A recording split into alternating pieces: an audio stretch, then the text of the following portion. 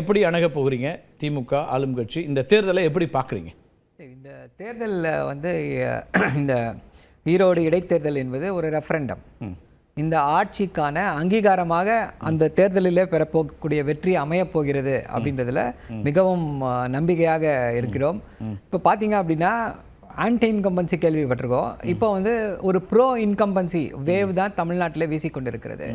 இந்த ஆட்சியை பற்றிய ஒரு நல்ல ஒரு எண்ணங்கள் இது சரியான முறையில் சென்று கொண்டிருக்கிறது, மக்களுக்கு தேவையான விஷயங்களை செய்து கொண்டிருக்கிறார்கள் அப்படின்னு சொல்லி அந்த ஒரு நல்ல எண்ணம் இருக்கிறது. அதனால தான் வந்து 2024 பாராளுமன்ற தேர்தலில் அப்படி ஒரு மிகப்பெரிய வெற்றியை வந்து பெற முடிந்தது.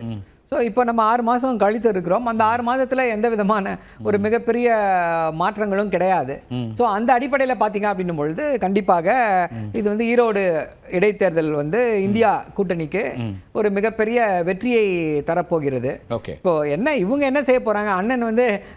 அண்ணன் தராசு இந்தியா கூட்டணின்னே சொல்கிறீங்களே, என்ன ஏற்கனவே போட்டியிட்டது காங்கிரஸ் கட்சி, காங்கிரஸ் வேட்பாளர்னு சொல்கிறதுக்கு இல்லை, அது முடிவு தலைவர்கள் கூடி முடிவு செய்து அப்புறம் தானே அது யார் என்ன அப்படின்றது இன்ட்ரிகசிஸ் அப்புறம் தானே முடிவு செய்வாங்க. அதை வந்து நம்ம டிசைட் பண்ண முடியாதுல்ல, நம்ம அதை பற்றி சொல்ல முடியாது. எக்ஸிஸ்டட் இப்போ யார் அங்கே வேட்பாளர், அதனால் நடந்த இருக்கக்கூடிய இடைத்தேர்தல் அப்படிங்கிறதுலேருந்து அதில் என்ன கேள்விகள் இருக்குது? இல்லை, மேபி ப்ராபபிலிட்டிஸ் வந்து அவங்களுக்கு நிறைய இருக்கலாம். பட் அது வந்து முடிவு செய்ய வேண்டியது வந்து தலைவர்கள் பேசி என்ன எப்படி யார் சரியாக வரும், எந்த கணக்கு சரியாக வரும் அப்படின்றத பார்த்து அப்படி தானே முடிவு செய்ய முடியும். வேட்பாளர் முடிவில் உங்களுக்கு குழப்பம் இருக்கலாம், யாரை வேட்பாளராக போடுறது அப்படிங்கிறதுல.